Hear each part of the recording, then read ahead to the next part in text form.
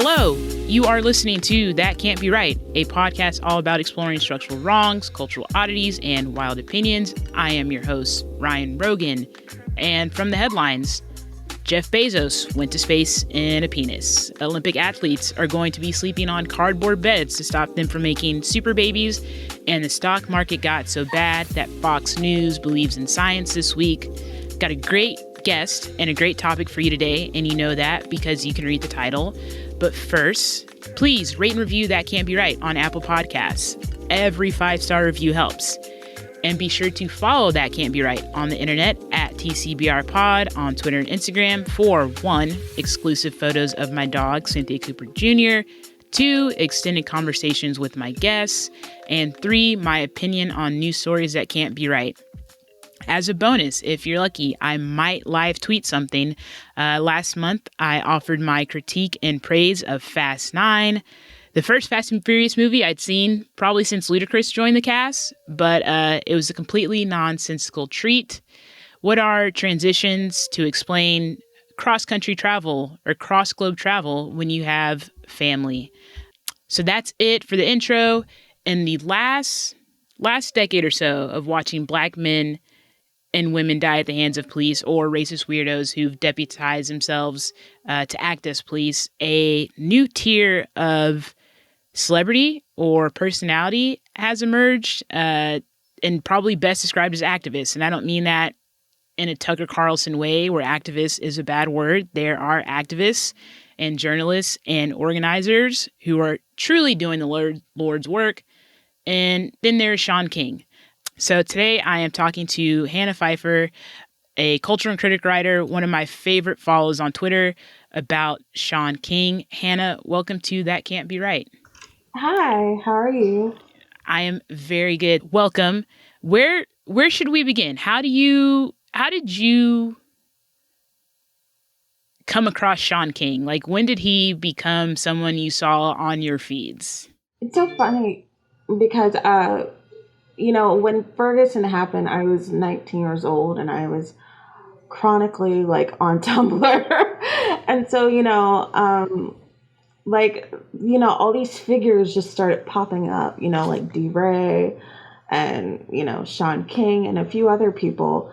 And so it just sort of he just appeared one day and, he just became this sort of ubiquitous figure. So I don't have this clear, one day, I saw him speaking or something like that. It's just, he just emerged and he hasn't left. Yes, he has definitely overstayed his welcome.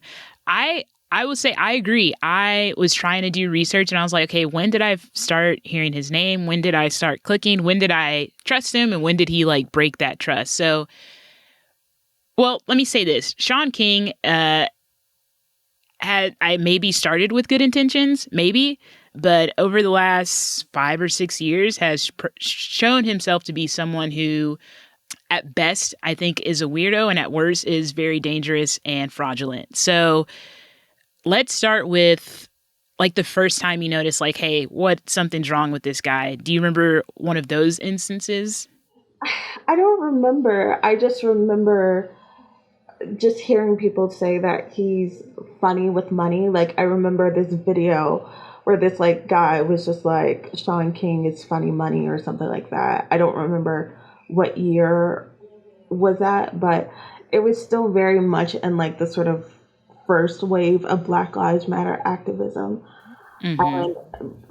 And, at the time I was just very wary and skeptical of, the sort of criticism a lot of high-profile activists were receiving, because it was difficult to parse through what was legitimate and what was coming from alt-right accounts and stuff like that. And so I think for the first, for a while, I was just sort of ignoring it or just not understanding the legitimacy of it.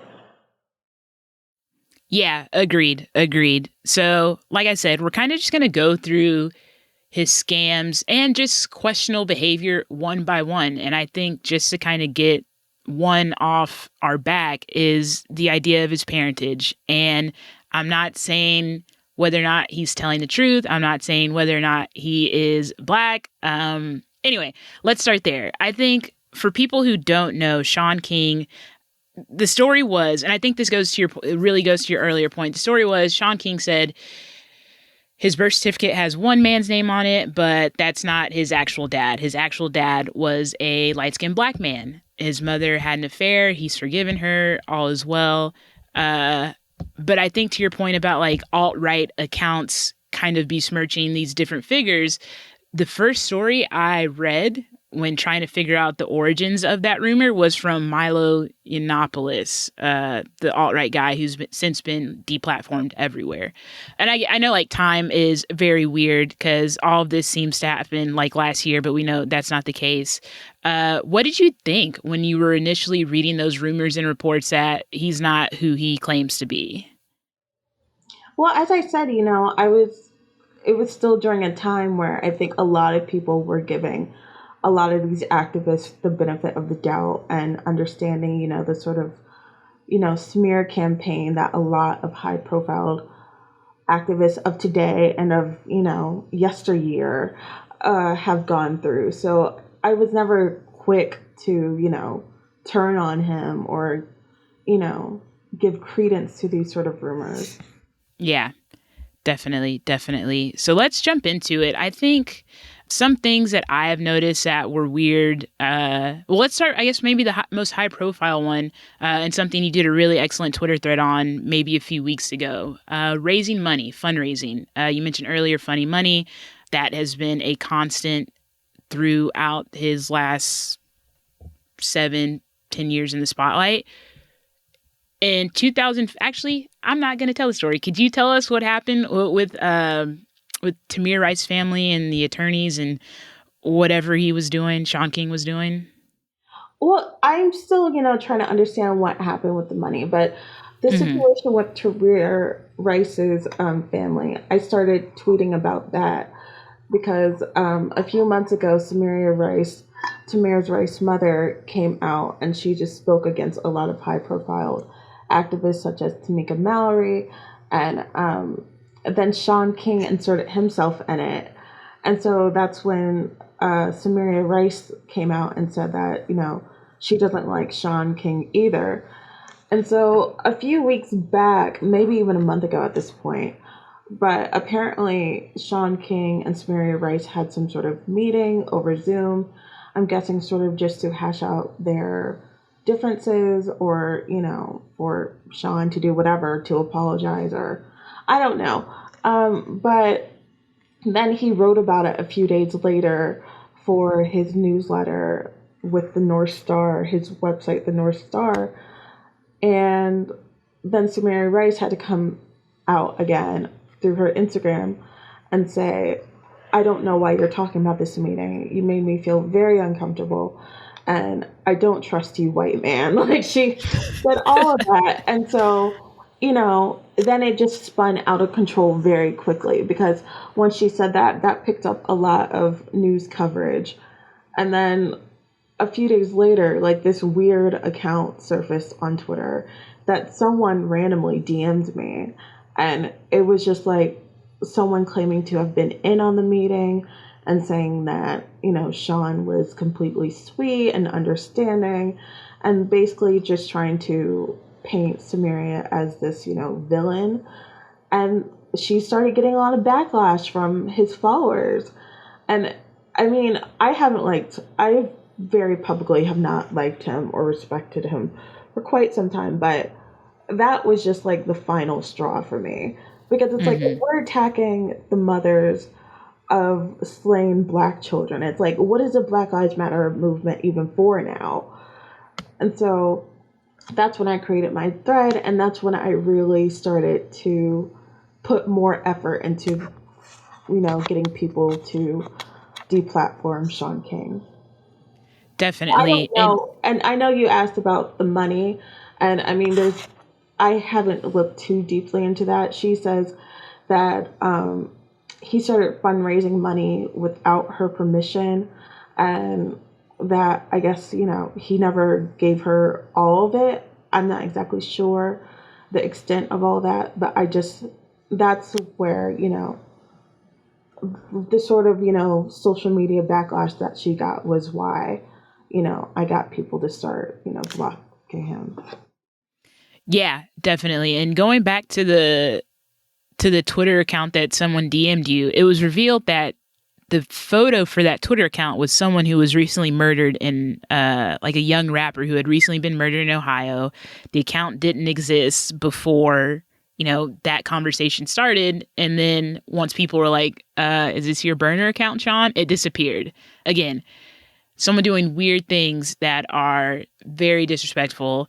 We'll add that to the list. You also mentioned that he wrote about this on his website, The North Star. The North Star, name taken from a newspaper that an anti-abolitionist or an abolitionist newspaper that Frederick Douglass had. He claims he had permission from the family to use it. I never found anything to that effect on the internet. But what's been your exposure to the North Star beyond Shaun writing, that response to the meeting? I mean, I'd known about it for a while. I heard about it when it was relaunched or whatever. I don't know if it's like the actual publication and this is a relaunch or he's just using the name. But either way, I heard about it a few years ago. And I mean, I haven't looked at it because I don't really have any desire to. So if you're not familiar, again, this was something Funny Money he raised money for.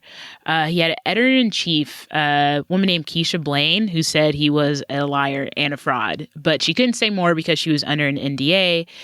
Other former employees came out and said they had to fight for healthcare benefits. Meanwhile, the site hasn't delivered on its promise of daily videos and daily podcasts and daily, updates. So again, don't know what he is really doing, but that is another tick against him. Real quick, before we kind of jump into like another issue, another, weird thing that he's done, why is it, do you think, that he still has a following? Like how has he ingratiated himself with Rihanna, with Bernie Sanders, with all these other high profile people? He has a big white liberal following and a big celebrity following. And a lot of that just comes from the fact that, when the Black Lives Matter movement, started to take off, a lot of people who were, not socially conscious or anything of that nature had to suddenly, get socially conscious, or they were deemed problematic, or, it seemed like they didn't care. And so it's easy to attach themselves to high profile figures like Shaun King. And, celebrities just aren't, in community with grassroots organizers. And so they don't know, about all the things that he's done with, alleged with money and just other harm that he has done. And, they just quite frankly don't care because it looks good to align themselves with a high profile figure such as himself.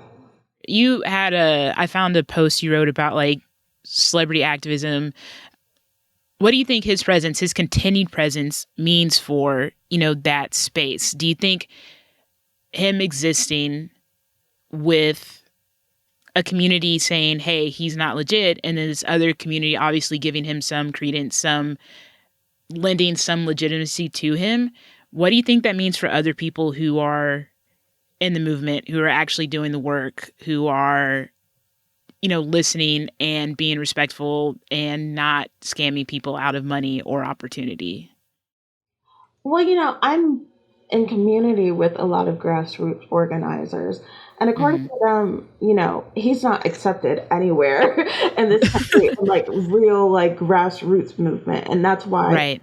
He's so online, because that's the only place where he can thrive. That's why, he's friends with all these celebrities or big name politicians, because he can't, go out and, immerse himself into these communities, because people know about his behavior and they know about the things that he's done and he's done, the harm that he's caused.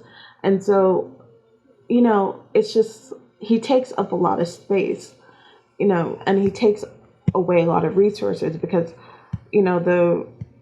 when celebrities or rich people in general want to redistribute their funds to these social justice issues or whatever, they just give it to, the biggest name, and he's one of the biggest names, instead of pouring that directly into communities or pouring that into grassroots organizations that know how to handle that money or have a trusted, history of putting it into the community. Yeah, totally agree. It's a huge issue. So again, glad we're having this conversation. Real quick, in doing the research, discovered some things I didn't know about him, but just going to list a couple other things he raised money for where there's been no proper accounting. Shaun King University, like $50 for half an hour of personal coaching. He raised some money to go mountain climbing, 7 mountains across the world. Have not seen any pictures of him, any nice selfies of him on Everest. Some clean water efforts. Have not seen any results from that. And then tracking neo-Nazis, which brings me to kind of another weird thing I noticed about him.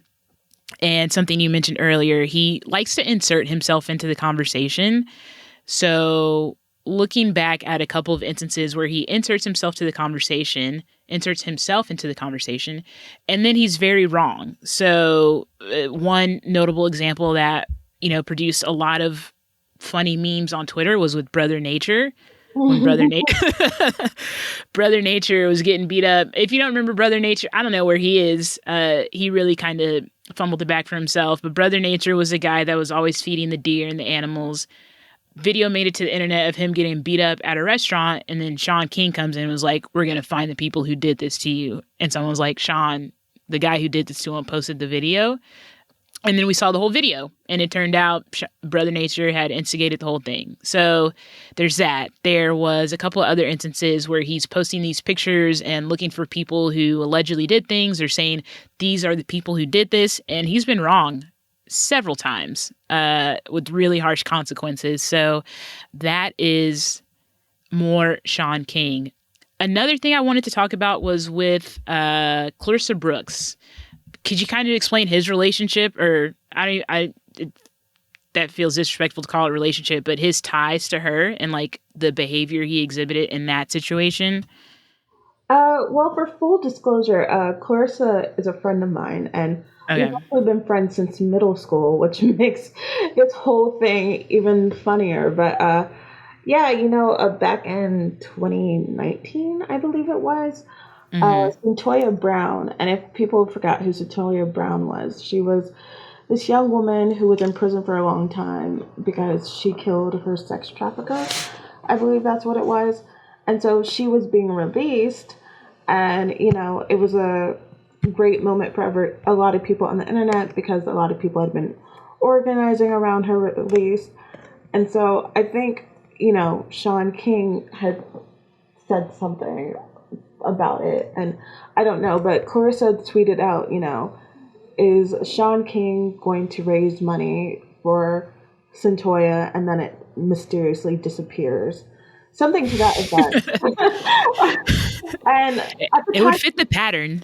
yeah, and at the time she did not have a large following. I think she had like 5,000 followers or something to that nature, and the tweet did not get a lot of traction. But around this time, he started threatening activists and organizers and just people online, suing them for, slander and libel. And so she deleted the tweet, but he still got in contact with her saying that you need to put out an apology or else, I'm going to sue you.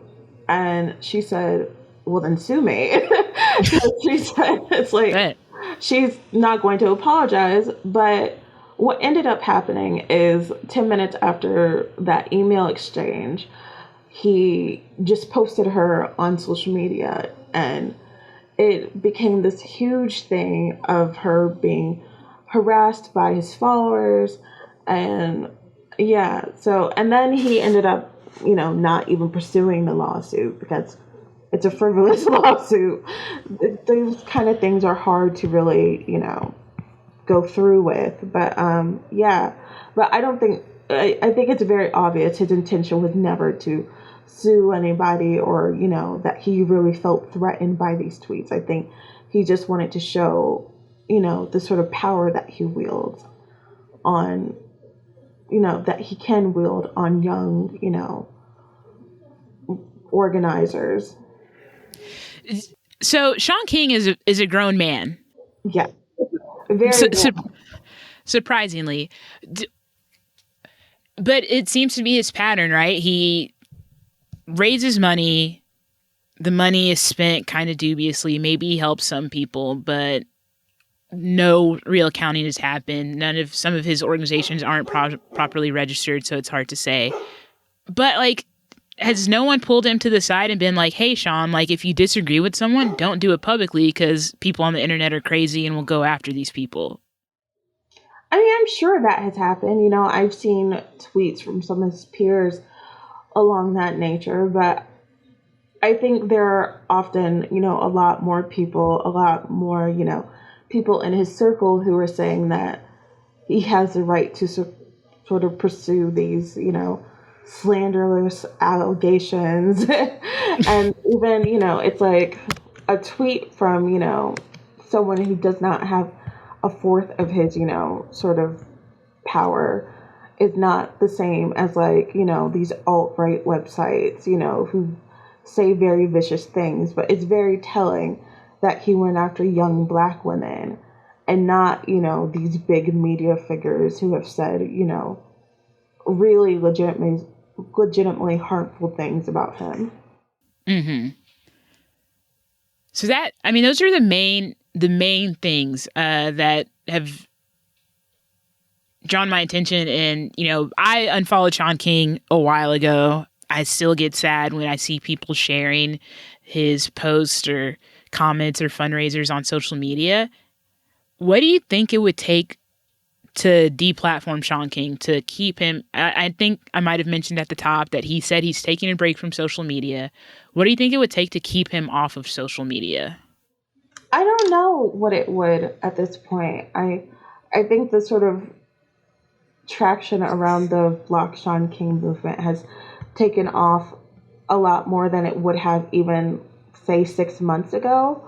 But I think it's really going to start, taking celebrities sort of stepping in and us, having a real honest conversation about celebrity culture and the way that it's seeped into activism. And, I don't think people are ready for that, but I think that's where it is right now, to really truly deplatform him. Can you speak a little bit more on that? Because we're at a weird place where celebrities think singing Imagine is activism. How much credence should people put in what celebrities say anyway? Where do you stand on that? I mean, I'm just of the mind that celebrity culture should be, eradicated. I don't think it's near as close to being eradicated as some people have thought it was. I think celebrity is very much tied up into this. I think proximity to celebrities is probably one huge appeal for Shaun King, being able to say, look at me, look where I'm at. How do we start the process of like divesting from celebrity culture and caring what celebrities think beyond entertaining me? I think it's just, the understanding of what celebrity is. And I think a lot of people think celebrity is simply just, oh, this very famous person. And celebrity is more than that. It's about, it's a position, born out of capitalism and born out of, having to align yourself with the state. That was a lot of what I was saying in the piece I had written on my newsletter.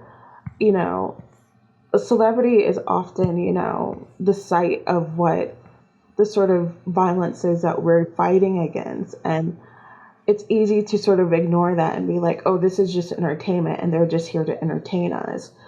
But, you see their poster on a billboard and then you realize, oh, they're profiting, they're selling us, products that,